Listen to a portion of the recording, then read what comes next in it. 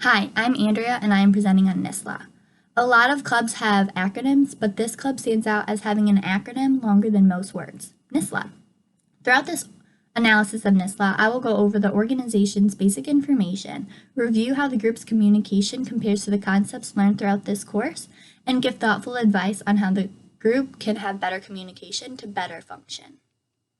So who is NISLA? NISLA is the National Student Speech Language Hearing Association. It is made up of a group of undergrad and graduate students of either speech and language pathology or audiology majors.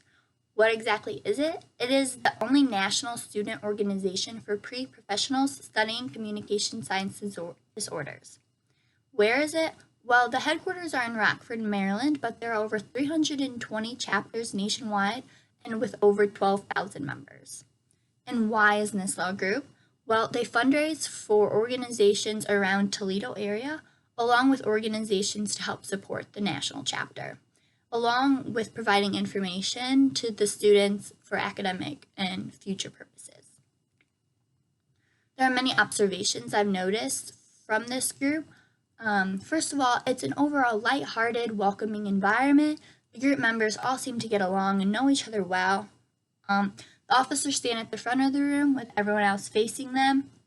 And so it is kind of a lecture style with them presenting a PowerPoint, but not quite as formal.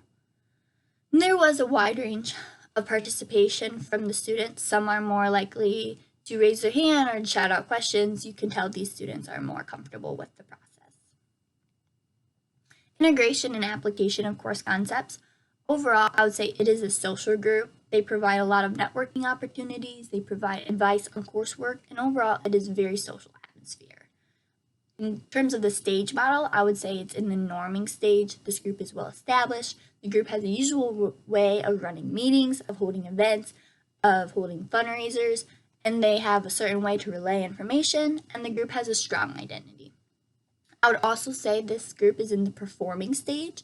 Members work together to reach their fundraising goals, reach other goals, and they all have to overcome obstacles to do this. Furthermore, I would say the punctuated equilibrium process is very applicable to this group. During the summer, there's periods of inactivity, and this was kind of on the back of people's minds, whereas everyone comes back in the fall, ready to jump back in, and there's a period of inertia. This is a mid to large size group, so it is more of a formal style setting. The officers, stand at the front, as I mentioned, with everyone else in the seats, so it is that formal style. Additionally, cliques are in this group. You have so many different ages of people, from freshmen to grad students, so each cohort creates their own clique. I would say the leadership style is more and all input is welcome. However, the officers do make the final decisions. The officers have different kind of role style of minds. Some are more task roles where they focus on accomplishing those goals. And others are socially role minded, where they are more interested in everyone getting along. And overall, the group climate, I would say, is cohesive. It is welcoming, cooperation is encouraged, and opinions are appreciated.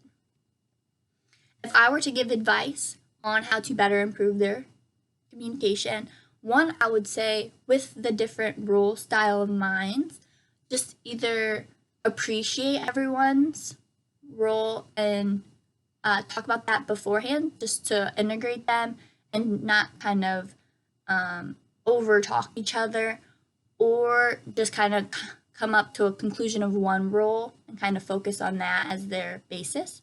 Another improvement I would say is to better include the freshmen or those who are less willing to participate and are maybe less comfortable in the environment. You can do this through anonymous polls or even breakout sessions at the end of the meeting to talk in smaller groups.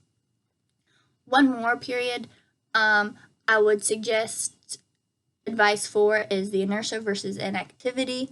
Maybe during the summer they could send out handouts or just other information to keep NISLA on people's minds.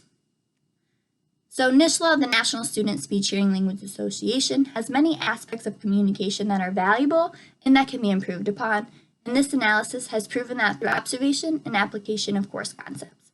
Even though the group is well established and highly recognized, there is always room for improvement. Thank you.